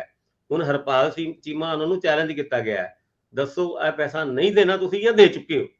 ਗੱਲ ਤੇ ਹੁਣ ਅੱਗੇ ਜਾਂਦੀ ਹੋਈ ਨਜ਼ਰ ਆ ਰਹੀ ਹੈ। ਮਾਫੀ ਮੰਗਣ ਨੂੰ ਵੀ ਕਿਹਾ ਜਾ ਰਿਹਾ ਹਰਪਾਲ ਚੀਮਾ ਨੂੰ, ਜੇ ਤੁਸੀਂ ਦੇ ਚੁੱਕੇ ਹੋ ਤੇ ਫਿਰ ਬਿਜਲੀ ਬੋਰਡ ਜਾਂ PSPCL ਆਪਣੀ ਵੈਬਸਾਈਟ ਤੇ ਏਦਾਂ ਕਿਉਂ ਲਿਖ ਰਿਹਾ ਹੈ। ਹੁਣ ਇੱਕ ਨੋਟੀਫਿਕੇਸ਼ਨ ਜਾਰੀ ਹੋਇਆ ਸਰਕਾਰੀ ਦਫ਼ਤਰਾਂ ਨੂੰ ਤੁਸੀਂ ਦੇਖਿਆ ਹੋਵੇਗਾ ਕਈ ਵਾਰ ਥਾਣਿਆਂ ਦੇ ਵਿੱਚ ਹਨੇਰਾ ਹੁੰਦਾ ਹੈ, ਔਰ ਉਹ ਕੰਪਲੇਂਟਾਂ ਵੀ ਹੁੰਦੀਆਂ ਵੀ ਸਰਕਾਰ ਨੇ ਪੈਸਾ ਨਹੀਂ ਭੇਜਿਆ ਤੇ ਅਸੀਂ ਬਿੱਲ ਨਹੀਂ ਦਿੱਤਾ, ਸਾਡਾ ਕੀ ਕਸੂਰ, ਬਿਜਲੀ ਕੱਟ ਦਿੰਦੇ ਨੇ। ਹੁਣ ਸਾਰੇ ਸਰਕਾਰੀ ਦਫ਼ਤਰਾਂ ਦੇ ਵਿੱਚ ਪ੍ਰੀਪੇਡ ਮੀਟਰ ਲੱਗਣ ਦਾ ਨੋਟੀਫਿਕੇਸ਼ਨ ਜਾਰੀ ਹੋ ਗਿਆ। ਮਾਰਚ 15 ਤੋਂ ਇਸ ਨੋਟੀਫਿਕੇਸ਼ਨ ਦੇ ਉੱਤੇ ਕੰਮ ਹੋਣਾ ਸ਼ੁਰੂ ਹੋ ਜਾਏਗਾ। ਅੱਗੇ ਅਗਰ ਗੱਲ ਕਰੀਏ ਸੁਖਬੀਰ ਸਿੰਘ ਬਾਦਲ ਉਹਨਾਂ ਦੀ, ਵਾਕਈ ਅੱਜ ਕੱਲ ਜਲੰਧਰ ਲੀਡਰਾਂ ਦੇ ਦੌਰੇ ਗੇੜੇ ਇੰਨੇ ਕੁ ਹੋ ਗਏ ਨੇ ਕਿ ਸਾਨੂੰ ਆਪਣੇ ਆਪ ਹੀ, ਕਿਉਂਕਿ ਮੈਂ ਜਲੰਧਰ ਹੀ ਰਹਿਣਾ, ਤੇ ਉਹ ਇੱਕ ਇੰਪੋਰਟੈਂਸ ਦੀ ਤੇ ਲੱਗਦੀ ਹੈ ਕਿ ਵੀ ਉਹ ਕਹਿੰਦੇ ਆ ਨਾ ਕਿ ਸਰਹੱਦ ਤੇ ਤਣਾਵ ਹੈ, ਦੇਖੋ ਕहीं ਚੁਣਾਵ ਤੋਂ ਨਹੀਂ, ਐਦਾਂ ਦਾ ਕੁਝ ਸੀਨ ਪੰਜਾਬ ਜਲੰਧਰ ਦੇ ਵਿੱਚ ਤੇ ਜ਼ਰੂਰ ਹੋ ਗਿਆ। ਔਰ ਸੁਖਬੀਰ ਸਿੰਘ ਬਾਦਲ ਉਹਨਾਂ ਕੱਲ ਆਦਮਪੁਰ ਅਲਾਵਲਪੁਰ ਵਾਲੀ ਸਾਈਡ ਘੁੰਮਦੇ ਸੀਗੇ, ਔਰ ਸ਼ਾਮ ਨੂੰ ਹੀ ਮੈਨੂੰ ਇੱਕ ਵਿਅਕਤੀ ਮਿਲਿਆ, ਕਹਿੰਦੇ ਜੀ ਸੁਖਬੀਰ ਸਿੰਘ ਬਾਦਲ ਉਹਨਾਂ ਅੱਜ ਸਾਡੇ ਪਿੰਡ ਦੇ ਵਿੱਚ ਆਏ ਸੀਗੇ, ਔਰ ਉਹਨਾਂ ਨੇ ਪਿੰਡ ਦੇ ਬੱਚਿਆਂ ਨਾਲ ਫੋਟੋ ਵੀ ਖਿਚਾਈ। ਯਾਨੀ ਹੁਣ ਇਲੈਕਸ਼ਨ ਸਟ੍ਰੈਟੇਜੀ ਤੇ ਬਣ ਚੁੱਕੀ ਹੈ। ਅੱਜ ਬੁੱਧਵਾਰ ਸੁਖਬੀਰ ਸਿੰਘ ਬਾਦਲ ਇੱਥੇ ਇੱਕ 5 ਸਟਾਰ ਹੋਟਲ ਦੇ ਵਿੱਚ ਵੀ ਠਹਿਰਨਗੇ, ਔਰ ਨਾਲ ਦੇ ਨਾਲ ਜਿੰਨੇ ਵੀ ਲੋਕਾਂ ਦੇ ਅਕਾਲੀ ਲੀਡਰਾਂ ਦੇ ਵਿਆਹ ਹੋਏ ਨੇ, ਭੋਗ ਨੇ, ਤੇ ਤੁਸੀਂ ਸੁਖਬੀਰ ਸਿੰਘ ਬਾਦਲ ਉਹਨਾਂ ਨੂੰ ਇਨਵੀਟੇਸ਼ਨ ਭੇਜੋ, ਉਹ ਤੁਹਾਡੇ ਘਰ ਆਣਗੇ, ਕਿਉਂਕਿ ਉਹ ਜਾ ਰਹੇ ਨੇ।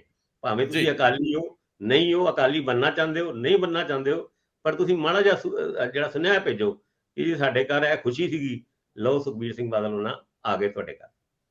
ਭਾਸਕਰ ਸਾਹਿਬ, ਇਲੈਕਸ਼ਨ ਇਹੋ ਜਿਹੀ ਜਿਹੜੀ ਉਹਦੇ ਚ ਇੱਕ ਗੱਲ ਬੜੀ ਪ੍ਰਚਲਿਤ ਹੁੰਦੀ ਹੈ ਕਿ ਕੋਈ ਪੁਰਾਣੇ ਫਸੇ ਹੋਏ ਕੰਮ, ਕੋਈ ਬਦਲੀ ਕਰਾਉਣੀ ਆ, ਕੋਈ ਪ੍ਰਵਾਨਗੀ ਲੈਣੀ ਆ, ਕੋਈ ਸਰਕਾਰੀ ਪੁਰਾਣਾ ਭਾਵੇਂ 20 ਸਾਲਾਂ ਦਾ ਫਸਿਆ ਕੰਮ ਉਹ ਵੀ ਨਿਕਲ ਜਾਂਦਾ। ਤੇ ਤੁਸੀਂ ਵੀ ਇੱਕ ਲਿਸਟ ਜੀ ਬਣਾ ਲਓ, ਇੱਕ ਫਹਿਰਿਸਤ ਬਣਾ ਲਓ, ਜਿਹੜੇ ਜਿਹੜੇ ਕੰਮ ਪੁਰਾਣੇ ਨਹੀਂ ਹੋਏ ਆਪਾਂ ਇਸ ਵਾਰੀ ਕਰਾ ਲੈਣੇ। ਇੱਕ ਪਾਰਟੀ ਨਾ ਕਰੂ ਦੂਜੇ ਤੋਂ, ਕੇਂਦਰ ਵਾਲਿਆਂ ਵੀ ਕਰਨੇ ਆ।